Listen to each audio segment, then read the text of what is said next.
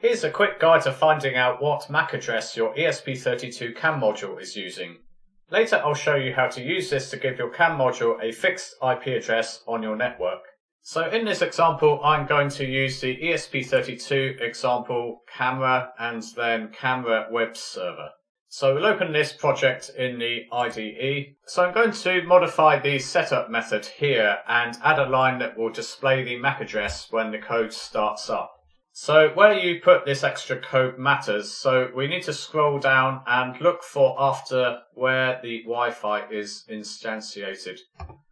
So you need to look for, on my example it's line 93, where it says Wi-Fi.begin. So I'll add a couple of lines here. The main call we're using is Wi-Fi.macAddress. That will display the MAC address. So that's all we need to do. Again, make sure you put this line in after Wi-Fi.begin. So now I'll upload this to the CAM module.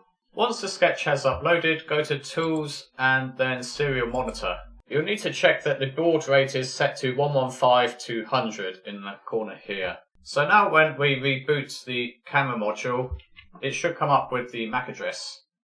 So here it is at the bottom. It says the MAC address is F4CF8298F5C8.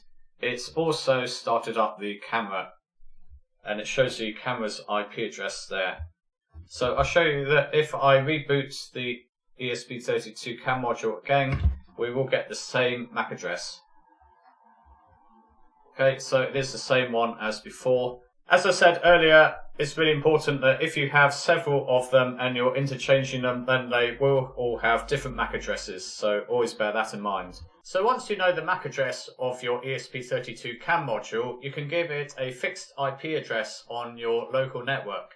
This is very useful if you want to use it streaming in OBS or some other software, and it's also very useful if there are lots of people using your Wi-Fi, lots of different devices connecting and disconnecting. So to give your CAM module a fixed IP address, you'll need to log into your router. Most routers are on the address 192.168.0.1, so let's go there.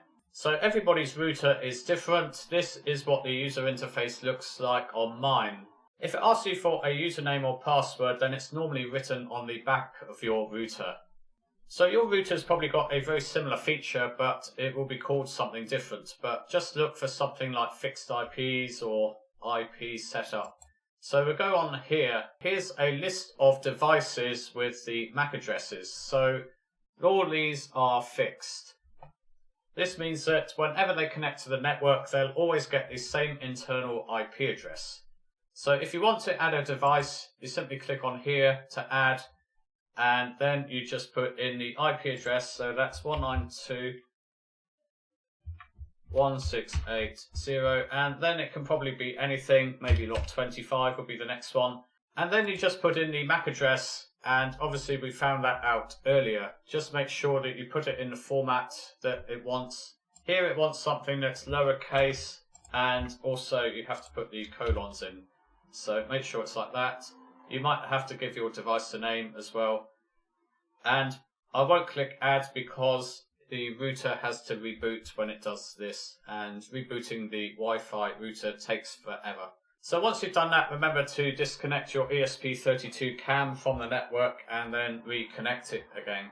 You might need to close the browser window and reopen it again. If you have any more questions about MAC addresses and the ESP32 CAM, then do leave a comment below.